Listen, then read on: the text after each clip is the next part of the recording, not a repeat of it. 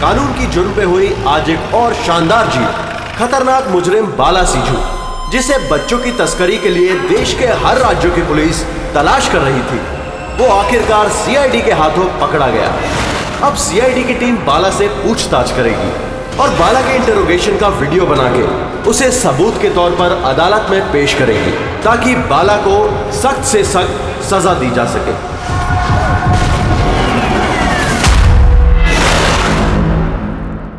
एक कप चाय ही मिलेगी? वो बच्चे कहाँ जिन्हें तूने बेचा है?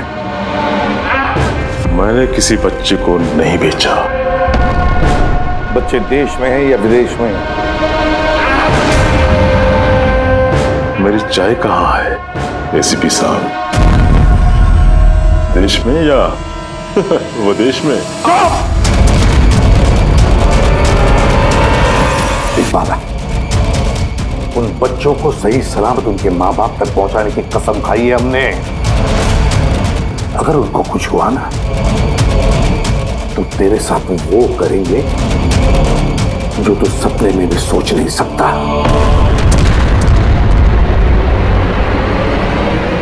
एसीपी साहब, आप मुझे धमकी दे रहे हो?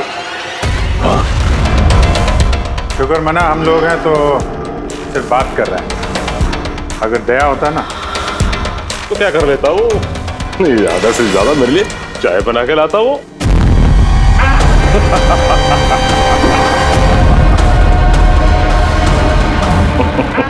नीचे का। अरे मैडम जी, आप ही मेरे लिए चाय बना के ले। वैसे भी औरतों का काम रसोई घर में होता है, ये सीआईडी में कहाँ कर रहे हो आप? तेरी तो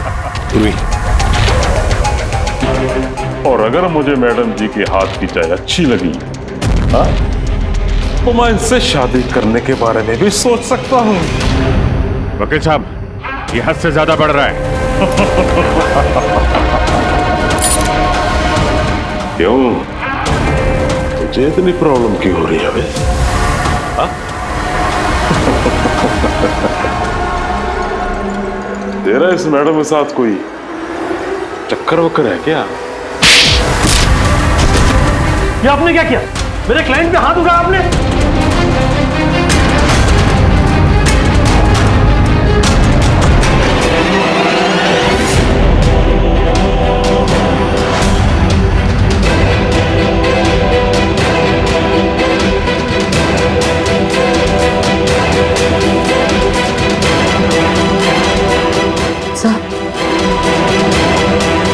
So he's dead?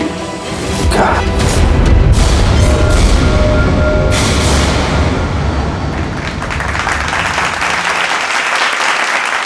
Good evening ladies and gentleman and welcome to सवाल जवाब। मैं आपका होस्ट अभय कुमार आपका स्वागत करता हूं। आज का विषय या डिबेट है कि क्या हमारे देश में कानून के रखवाले कानून से बड़े हैं? आप सब लोग ने हाल ही में इस केस के बारे में सुना होगा, जहां सीआईडी के सीनियर इंस्पेक्टर मिस्टर अभिजीत पर बाला नामक एक क्रिमिनल की मौत का इल्जाम लगाया गया। इसलिए आज हमारे साथ मौजूद है खुद senior inspector Abhijeet from the CID bureau, उनके साथ ही ACP Pradyuman ji, welcome sir, और senior inspector Daya CID bureau से। हमारे पैनलिस्ट हैं ex army officer mister Ranveer, ex IB officer Sanjeet ji और एक्स जज मिस मंदिरा, और साथ ही हैं क्राइम के सीनियर एडिटर मदन कुमार जी, और साथ में मौजूद हैं और सीनियर जर्नलिस्ट और ह्यूमन राइट एक्टिविस्ट। तो मैं शुरू करना चाहूंगा ह्यूमन राइट्स एक्टिविस्ट से। कहिए, इस केस के बारे में आपका क्या कहना है? इनके जैसे ऑफिसर्स की वजह से ही कानून का नाम खराब हो रहा है इस देश में। बिल्कुल ठीक। हाथ में गन या ताकत क्या आ जाती है, इन्हें लगता है कि अपने मनमर्जी करेंगे और मानव अधिकार की धज्जियां उड़ा देते हैं इन जैसे कानून के रखवाले। हाँ, मैं तो कहता हूँ कि इन पुलिस वालों से गन ही वापस ले लेनी चाहिए। गन चलाने की नैतिकता क्या होती है इन लोगों को समझ में नहीं आती। जी, मैं तो ये कहूंगा कि ये लोग सिर्फ राई का पहाड़ बना रहे हैं। बाला सीआईडी वालों के साथ बदतमीजी कर रहा था। अब ऐसे में अगर हाथ उठ भी गया तो इसका मतलब ये तो नहीं है ना कि अभिजीत पर खूनी बनने का ठप्पा ही लगा दें आप लोग। और किसी मुजरिम से होता गलती से एक खून तो क्या आप उसे छोड़ देते हैं या फिर कोई आम इंसान से? नहीं ना। तो फिर जो नियम आम इंसान पे लागू होता है वो इन सीआईडी वाले पे क्यों ना हो? मिस मंदिरा, आप कब से चुप बैठी हैं? इस विषय के बारे में आप क्या कहना चाहेंगे? अभी जी मैं चुप इसलिए हूं क्योंकि जिस सीआईडी टीम की बहादुरी की मिसालें लोग देते हैं उनको आज यहाँ अपमान करना ठीक है क्या? देखिए, मेरे हिसाब से इस बहस का कोई अंत नहीं कि अभिजीत सही है या गलत। ये सब अपने अपने नजरिए पे डिपेंड करता है। अब मैं बात करना चाहूंगा एसीपी प्रद्युमन जी से, जिनका लंबा करियर जो देश के प्रति जिम्मेदारी और फर्ज से भरा हुआ है। इस केस में आप किसका साथ देंगे? सीआईडी के अभिजीत जी का या फिर कानून का? देखिए, आज तक मैं हमेशा कानून का साथ देता आया और आगे साथ देता रहूंगा। इंसाफ होके रहेगा और मैं ये कहने का किसी को भी मौका नहीं दूंगा कि कानून हम सीआईडी वालों के लिए अलग है और आम लोगों के लिए अलग। जब तक इंक्वायरी कमीशन का डिसीजन नहीं आता तब तक सीनियर इंस्पेक्टर अभिजीत सीआईडी की ड्यूटी से सस्पेंड रहेंगे।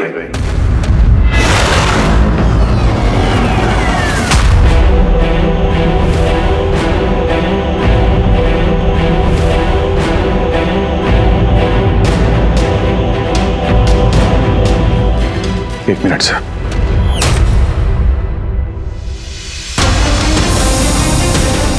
तो मेरे बारे में लोग क्या कहते हैं इससे मुझे कुछ फर्क नहीं पड़ता। अभी आपके मुंह से जो कुछ सुना बहुत तकलीफ हो रही है सर। जो कुछ हुआ आपके सामने हुआ, आप वहीं पे मौजूद थे। अपने दिल पे हाथ रख के कहिए सर कि मैंने जानबूझ के उस आदमी को मारा है। और अगर आपका जवाब हाँ है तो मैं बिना किसी अदालत के फैसले के खुद फांसी के फंदे के सामने जाके खड़ा हो जाऊंगा। अभिजीत, रिलैक्स। नहीं यार दया, बस अच्छा मजाक बना रखा है। हर कुछ महीनों में कुछ लोग हमारे ऊपर इल्जाम लगाते हैं और सर हमारा साथ देने के बजाय हमें सस्पेंड कर देते हैं। और आप लोग बड़ी बड़ी बातें कर रहे थे मानव अधिकार की। क्या कह रहे थे आप? हमारे हाथों से गन ले लेनी चाहिए। अगर आज आप लोग अपने घरों में सुरक्षित तरीके से होली दिवाली मना रहे हैं वो इसलिए कि हमारे हाथों में गन्स हैं। हम लोग रात भर जागते हैं ताकि आप लोग चैन की नींद सो सकें। जब मुजरिम यहां सर पे बंदूक तानता है, छाती पे गोली चलाने वाला होता है और तब आपको यह याद दिलाया जाता है कि आपको पलट के मुजरिम पे वार नहीं करना है, सिर्फ टांग पे गोली चलानी है। उस दिन मैं आपसे ह्यूमन राइट्स और मानव अधिकार की स्पेलिंग पूछूंगा। उस दिन। आज मैं दुनिया वालों के सामने खुल के बोलना चाहता हूं, बाला जैसे आदमी को जिंदगी जीने का कोई अधिकार नहीं। वैसे भी अदालत उसे फांसी की सजा देती ना। कुछ दिन पहले मर गया तो कौन सा तूफान आ गया? और इतने साल अगर सीआईडी में मेरे हाथ बंधे नहीं होते तो इन जैसे लोगों का इंसाफ मैं कब तक कर चुका होता है। और वैसे भी ऐसे कानून का क्या फायदा है जो मुजरिमों को सजा नहीं दे सकता? और वो कानून मुझे क्या सस्पेंड करेगा? मैं खुद सस्पेंड करता हूं ऐसे कानून को।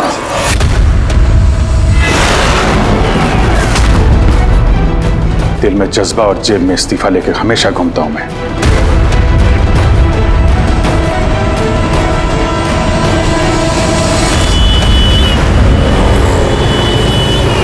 अरे यार, हम लोग तो दोस्त हैं यार, दोस्त। अरे मेरे दोस्त, क्या चाहिए आपको आज? अरे कुछ मेरे दोस्त के लिए लेके आओ यार। आप और हम एक चल चल। जी क्या हो क्या तुम्हें? अरे कौन सी जगह पे बैठे और किस तरह के लोग हैं साथ में? चलो उठो उठो, चलो घर चलो। कहाँ चले? सीआईडी ब्यूरो ही तो मेरा घर था और मुझे वहां जाने की परमिशन नहीं। सर सब ठीक हो जाएगा सर, आप यहाँ से चलिए। सब ठीक हो जाएगा। इससे ज्यादा और क्या ठीक होगा? और अब मैं सीआईडी ऑफिसर नहीं हूं। कोई भी ह्यूमन राइट्स वाला, कोई भी इंक्वायरी कमीशन मेरा कुछ नहीं बिगाड़ सकती। सारे मुजरिमों को एक एक करके मार डालूंगा मैं, और तुम लोग भी मेरा कुछ नहीं कर सकते। और ना वो तुम्हारा एसीपी प्रद्युमन। जाओ उसके पास जाओ तुम लोग, मुझे तुम लोगों की शक्ल नहीं देखनी। जाओ। अभिजीत, तुम होश में भी हो? तुम्हें पता है तुम क्या बोल रहे हो? अरे छोड़ो यार, ये दोस्ती दिखानी थी ना तो उस दिन दिखानी चाहिए। आज ये अपनेपन का ढोंग करने की कोई जरूरत नहीं है। क्या बोला तुमने? ढोंग? तुम्हें ये ढोंग लग रहा है? और क्या? सही है, एकदम सही है। सर जाओ जाओ, तुम भी निकलो।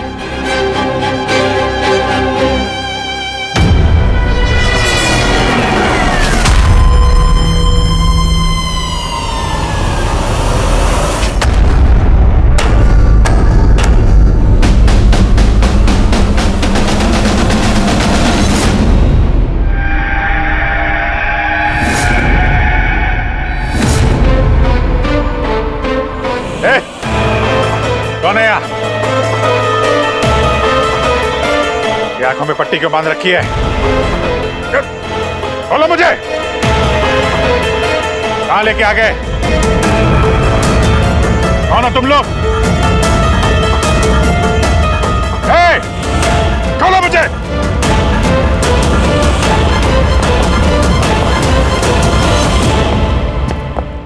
कौन हो तुम लोग?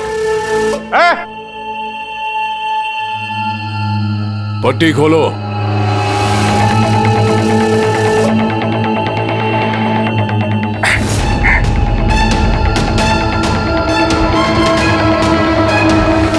जानते हो किसे किडनैप किया तुमने? एक सीआईडी ऑफिसर। अभिजीत, अब तुम एक सीआईडी ऑफिसर नहीं रहे। सीनियर इंस्पेक्टर अभिजीत सीआईडी की ड्यूटी से सस्पेंड रहेंगे। डरो मत, तुम्हें हमसे कोई खतरा नहीं। हमें अपना दोस्त समझो। दोस्त? आखिर हो कौन तुम लोग? सब पता चल जाएगा अभिजीत कि हम कौन हैं और तुमसे चाहते क्या हैं। अंधेरे में छुप के क्यों खड़े हो? हिम्मत है तो सामने आओ। हम अंधेरे में इसलिए हैं क्योंकि ये देश और समाज रोशनी में हमें हमारा काम करने नहीं देता। क्या मतलब? हम भी तुम्हारी तरह कानून के रखवाले हैं, लेकिन तुम कानून के दायरे में रह के काम करते हो और हम उसके बाहर। हम सीधा मुजरिमों का इंसाफ करते हैं, न कोर्ट न कचहरी न इंक्वायरी कमीशन, सीधे सजाए मौत। एक मिनट, ये तुम लोग क्या कह रहे हो? मैं कुछ समझ नहीं पा रहा हूं। पहचानते हो इसे? ये तो मालविका है, कहने को सोशलाइट, लेकिन कई आतंकवादी गतिविधियों से जुड़ी हुई है ये। Good, next. Rangan Banga real estate का बिजनेस दिखाने के लिए और उसकी आड़ में ड्रग्स का लेन देन। विलियम? ये तो विलियम है। 7 मर्डर का इल्जाम है इसके ऊपर। That's right. मगर मुझे क्यों दिखा रहे हो इनकी तस्वीरें? मुझसे क्या चाहते हो? बताते हैं। पहले तुम जरा ये बताओ कि अगर तुम्हें ये पता चले कि इन मुजरिमों को कानून कभी सजा दे नहीं सकता, तब तुम क्या करोगे? अगर इनको कभी सजा नहीं मिल पाई तो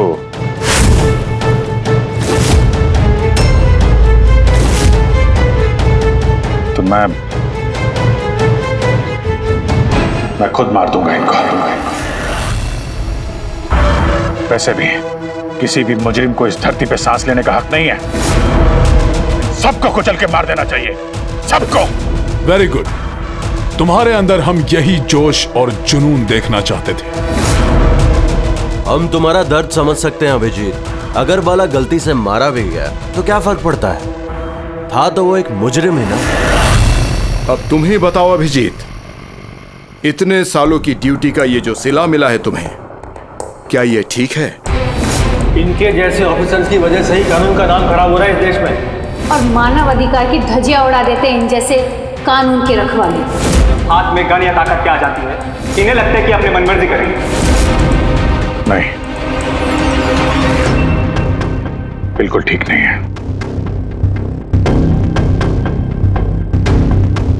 सिर्फ मैं ही जानता हूं सम्मान का घूंट पीने से क्या बीत रही है मुझ पे, किस आग में चल रहा हूं मैं। हम समझते हैं अभिजीत, इसलिए तो तुम्हारी तरफ दोस्ती का हाथ बढ़ा रहे हैं। हमारे गैंग का काम है उन मुजरिमों का सफाया करना जिन्हें अदालत ने खुला छोड़ रखा है। बनोगे हमारे गैंग का हिस्सा? सोच क्या रहे हो अभिजीत? हमारा साथ दोगे या फिर उस सिस्टम का जिसने अनजाने में हुए एक हादसे के लिए तुम्हें सजा दी?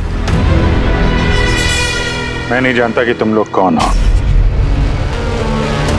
पर जब लड़ाई जुर्म और मुजरिमों के खिलाफ है तो अभिजीत का जवाब हमेशा हाँ है। पर इससे पहले तुम्हें अपनी वफादारी की परीक्षा देनी होगी। वफादारी की परीक्षा? कौन है आदमी? छगन आज तक 5 औरतों को मार चुका है और अदालत ने इसे दिमागी रूप में बीमार करार देकर रिहा कर दिया। लो रिवॉल्वर और चलाओ गोली।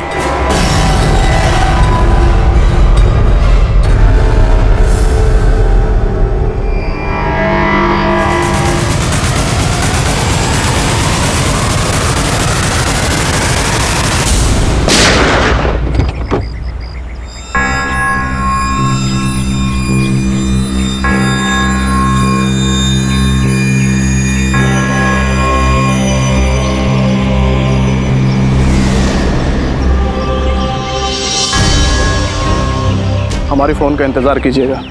और हाँ, जो आपको तकलीफ हुई ना उसके लिए सॉरी। और एक बात ध्यान में रखिएगा, फ़ोन हमेशा अपने साथ रखिएगा। अगर बाथरूम जाना है तो भी नहीं।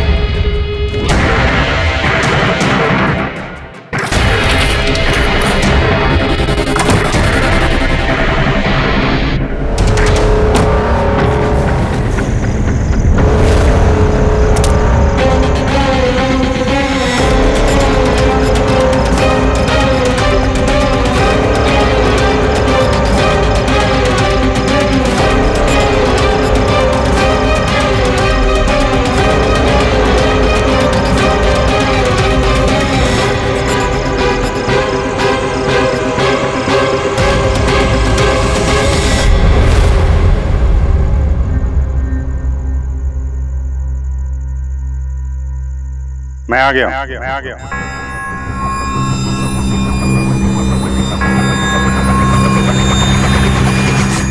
हमारा अंदाजा सही निकला।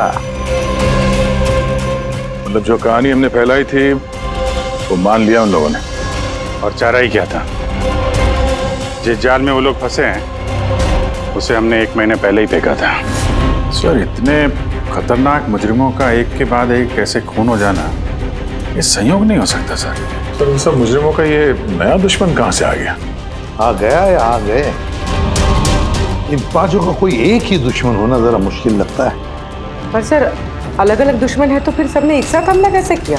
पूरे लोग अलग अलग हो सकते हैं, लेकिन गैंग एक ही है, मकसद भी एक ही, बुरे लोगों का खात्मा करना। लेकिन कानून को अपने हाथ में लेकर अलग अलग शहरों पे अलग अलग टाइम पे खून करना, इतनी लंबी प्लानिंग किसी एक आदमी के बस की बात तो नहीं है। बिल्कुल ठीक कह रहे हो अभिजीत। लगता है कुछ मिल गया तुझे, हैं? हाँ बस। क्या? बस इसमें कोई एक खूनी नहीं है, क्योंकि अधिकतर हर एक खूनी का खून करने का अपना एक खास पसंदीदा तरीका होता है, लेकिन यहां पर ऐसा नहीं। ये देखो, इसे गोली मारी गई है, गोली बहुत दूर से मारी गई है, लेकिन गोली सीधी जाकर के दिल में लगी है, 1 इंच भी इधर उधर नहीं। दूसरा, इसे मार्शल आर्ट के किसी एक खास मूव से मारा गया है, बहुत ही खतरनाक, एक झटके में चित। और ये तीसरा मर्डर?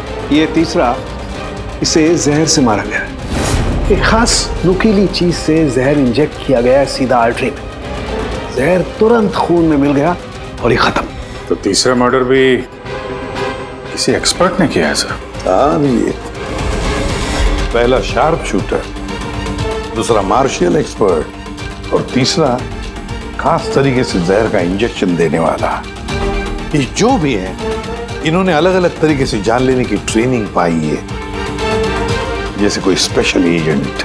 और शायद इस गैंग में इस तरह की सोच रखने वाले और भी लोग शामिल होंगे जो समाज से मुजरिमों को मिटाना चाहते हैं। सर, अगर ये लोग इतने एक्सपर्ट हैं तो ना ही कोई सुराग छोड़ेंगे, ना ही कोई पहचान।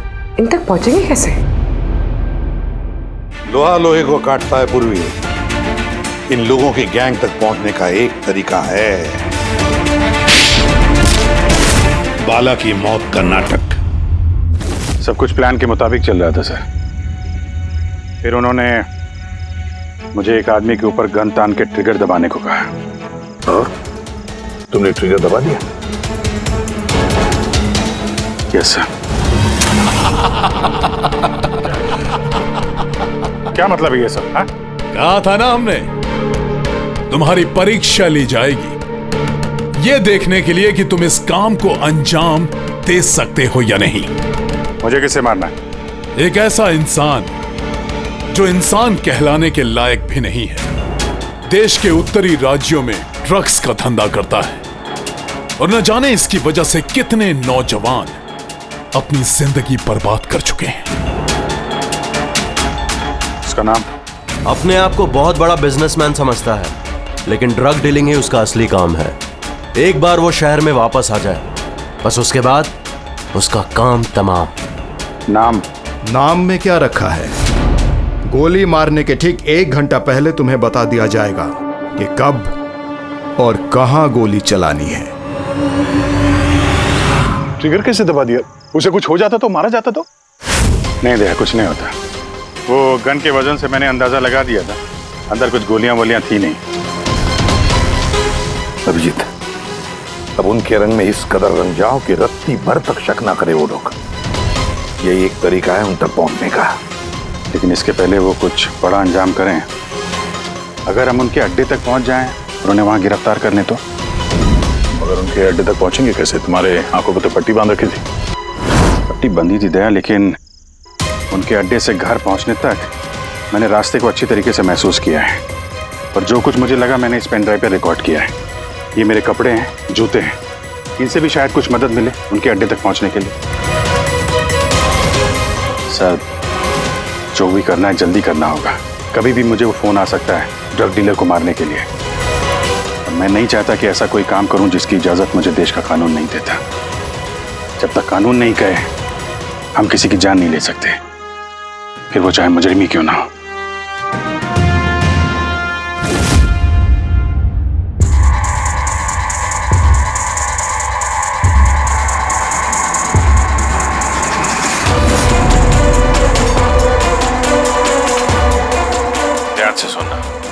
मिला के 1.5 घंटे लगे थे मुझे उनके अड्डे से अपने घर आने में। कार की स्पीड 60 के ऊपर नहीं गई होगी। 15 मिनट गाड़ी ट्रैफिक जाम में फंसी हुई थी। 10:15 उस वक्त मुझे किसी की अर्थी जाती हुई सुनाई थी। और हाँ, जब हम अड्डे से निकले थे तो वहाँ कहीं मंदिर में आरती हो रही थी लाउड स्पीकर पर। और कुल मिला के 6 ट्रैफिक सिग्नल पे गाड़ी रुकी थी और कुछ 5 फ्लाईओवर्स थे और हर फ्लाईओवर को क्रॉस करने में करीब 40 से 45 सेकंड लगते। रेलवे स्टेशन और एक फ्लाईओवर के नीचे रेलवे स्टेशन था जहाँ पे ट्रेन की अनाउंसमेंट हो रही थी। सर आप अंदर। सर ये देखिए, अनिकेत कुमार सर, सीबीआई ने अभी थोड़े दिन पहले से बातचीत भी की थी। सर देश के कई जगहों पर ये ड्रग्स का धंधा करता है। अभी कहाँ है? सर वो फ्रेडी सर देख रहे हैं। सर ये पैडी है, धान। ओह ये पैडी है, वो जो तुम अभिजीत की कमीज पर से लेके आई थी वो रेशा, वो एक गनी बैग का रेशा, किसी बोरी का। मतलब पैडी और बोरा, इसका मतलब ये कोई गोदाम है। गोदाम को अपना अड्डा बना रखा है उन लोगों ने। कोई ऐसा गोदाम जहां पर अनाज रखा जाता है या फिर कोई ग्रेन मिल। सर ये रूट लिया उन लोगों ने। ये रूट ठीक वैसा जैसे अभिजीत सर ने बताया था, विरार की तरफ जाता है। गुरजापुर में। डॉक्टर साहब, क्या अभिजीत को अनाज के गोदाम में रखा गया था? अनिकेत आज सुबह ही ग्रीस से वापस लौटा है, अभी तो वापस नहीं आया। अच्छा, तो अब गैंग वालों का फोन आएगा अभिजीत को, आएगा फोन।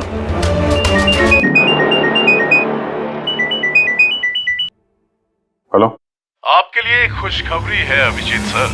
जिस घड़ी का आपको इंतजार था वो आ गई है। आज आपके शुभ हाथों से एक मुजरिम को सजा मिलेगी। ठीक 1.5 घंटे के बाद एक काले रंग की गाड़ी आएगी आपके पास और बता देगी कि आपको किस पे और कहां गोली चलानी है। मगर राइफल कौन सी है? क्या फर्क पड़ता है? राइफल कौन सी है? आपको तो सीआईडी ट्रेनिंग में हर किस्म की ट्रेनिंग दी जाती है ना? मैंने ट्रेनिंग तो मुझे सारे हथियारों की है, लेकिन मेरे पास सिर्फ एक ही चांस है गोली मारने का। तो अगर मुझे पता हो हथियार कौन सा है तो थोड़ी आसानी होगी। RS 451। Okay, RS 451।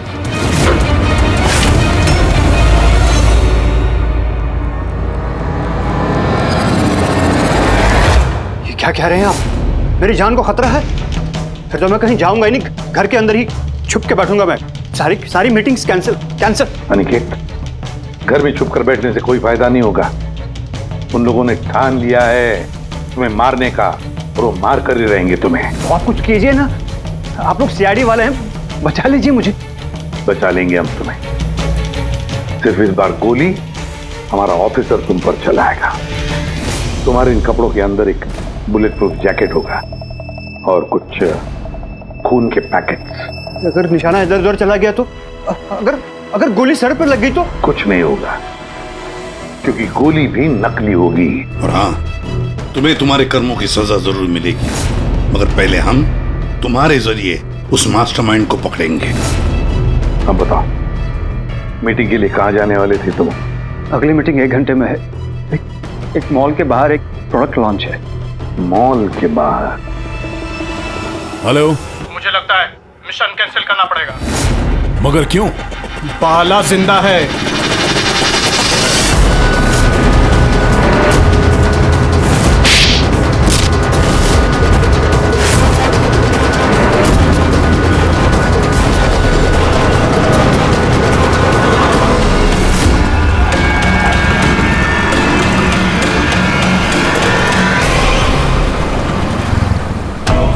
बहुत बड़ा धोखा हुआ हमारे साथ में। अभिजीत के हाथों किसी का खून हुआ ही नहीं है। प्लान कैंसिल नहीं करेंगे आप। सीआईडी और अभिजीत को इस धोखे की बहुत भारी कीमत चुकानी पड़ेगी।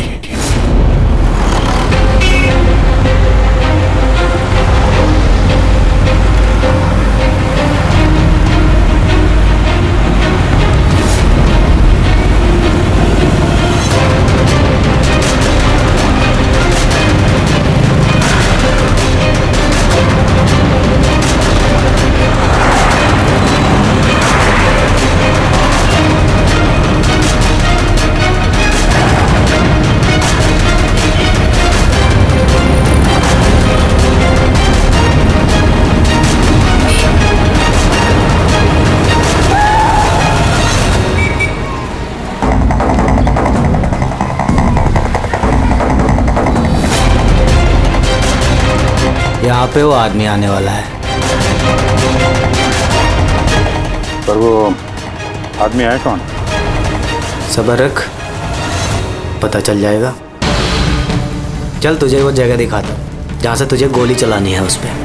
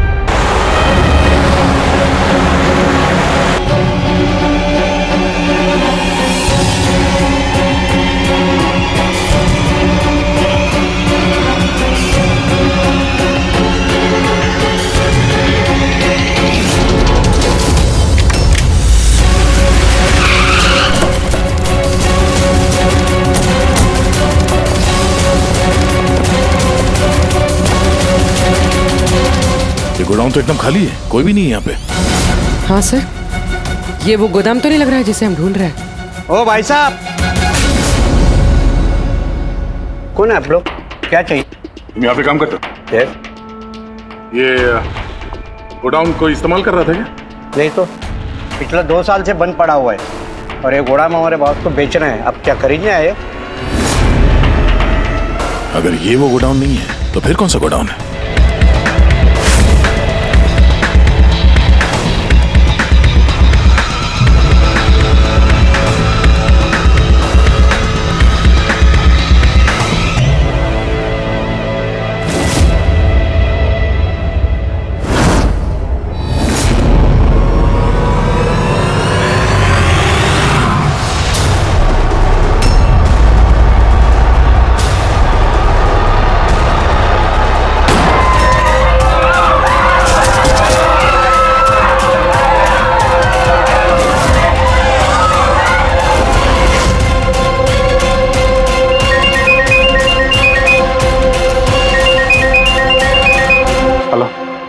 अभिजीत, तेरी कामयाबी के लिए अनिकेत के टिकट कट चुकी है।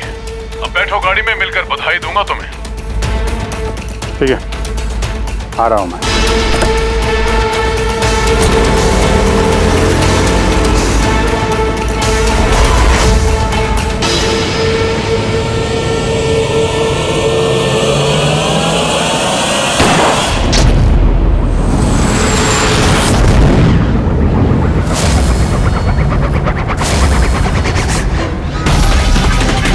पंकज, पूरा छोड़ना नहीं।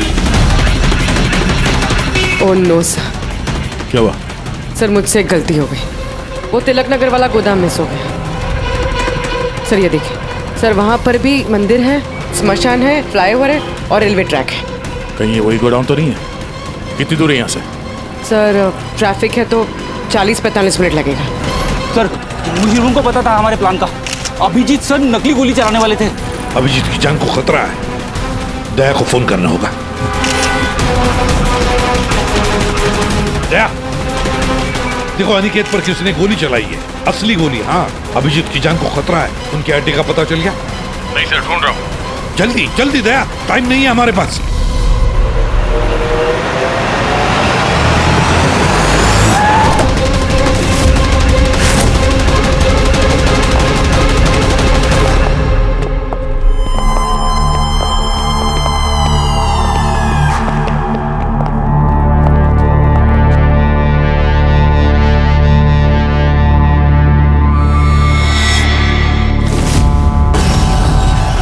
बहुत बहुत बधाई हो तुम्हें, वेल डन। अनिकेत के मौत की खबर हर न्यूज चैनल पर छा गई और अब तुमने हमारा विश्वास जीत लिया है।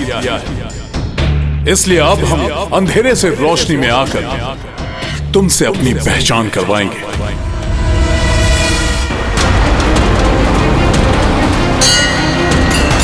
ये मंदिर है।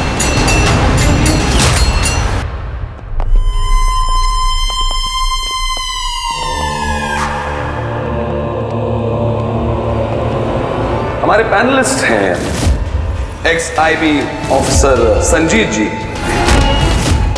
एक्स जज miss Mandira, ex army officer mister Ranveer. Oh, तो आप लोग हैं? हाँ, हम। क्यों? हैरानी हुई हमें देखकर? भूल गए उस दिन जब सिर्फ मैंने तुम्हारा समर्थन किया था?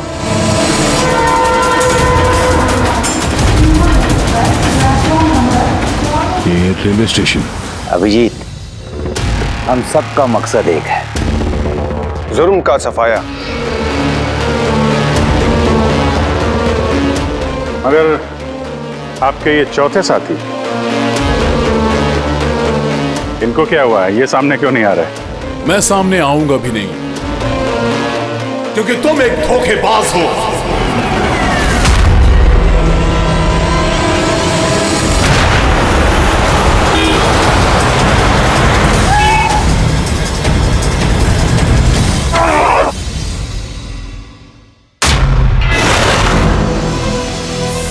बाला जिंदा है? हाँ, ये जिंदा है, क्योंकि ये सब सीआईडी की सोची समझी चाल थी हमें फंसाने के लिए।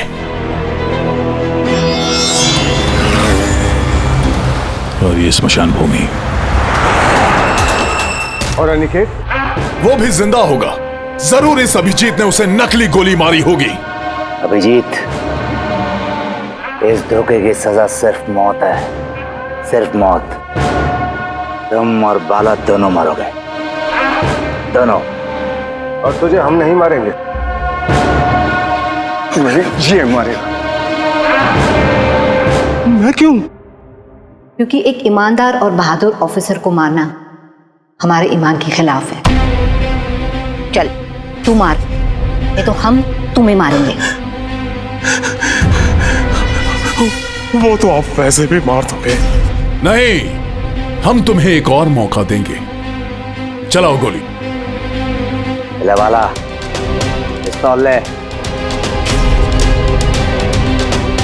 ले।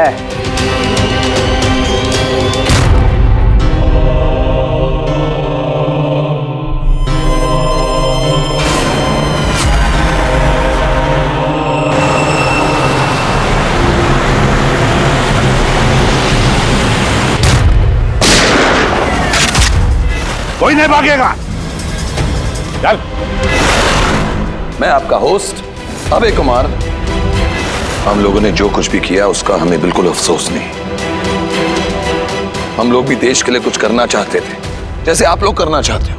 देश के लिए कुछ कर गुजरना बड़ी अच्छी बात है, पर जो रास्ता तुम लोगों ने अपनाया ना, वो गलत है, कानून के खिलाफ है। तो कानून कौन सा 100% परफेक्ट है?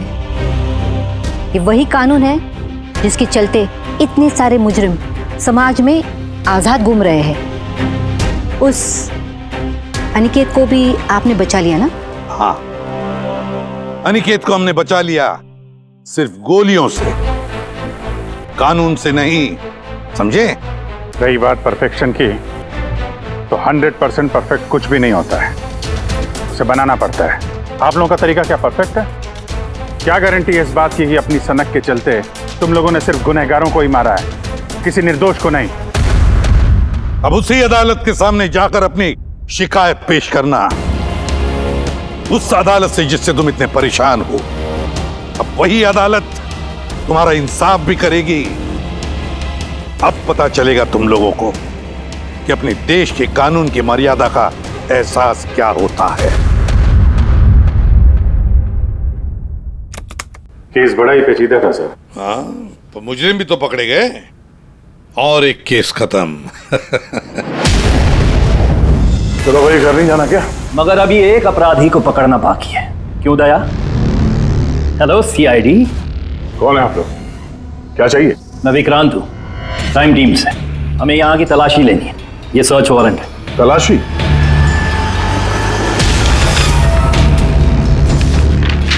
हमारी आप सबसे रिक्वेस्ट है कि आप सब हमारे साथ पूरी तरह से कोऑपरेट कीजिएगा।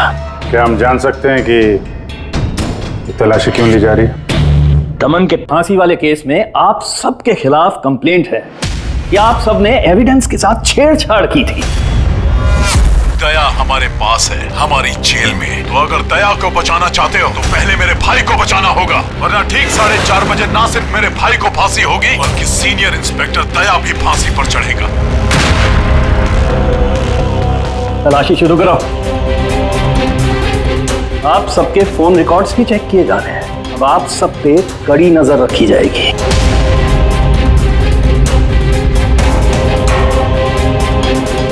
और हाँ, आप सबके साथ अकेले अकेले सवाल जवाब भी किए जाएंगे। मेरी आपको पर्सनल सलाह है, जो भी बोलना बिल्कुल सच बोलना। ये सीआईडी का फ्यूचर तय करेगा। सीआईडी से हैं, कोई पानी का बुलबुला नहीं। और तुम कौन होते हो हमारा फ्यूचर तय करने वाले?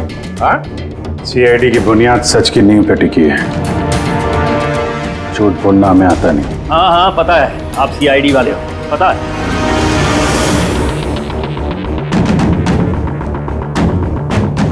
लेकिन आप जो भी हो, कानून से ऊपर नहीं हो। और अब वक्त आ गया है कि आपको कानून की याद दिलाई जाए।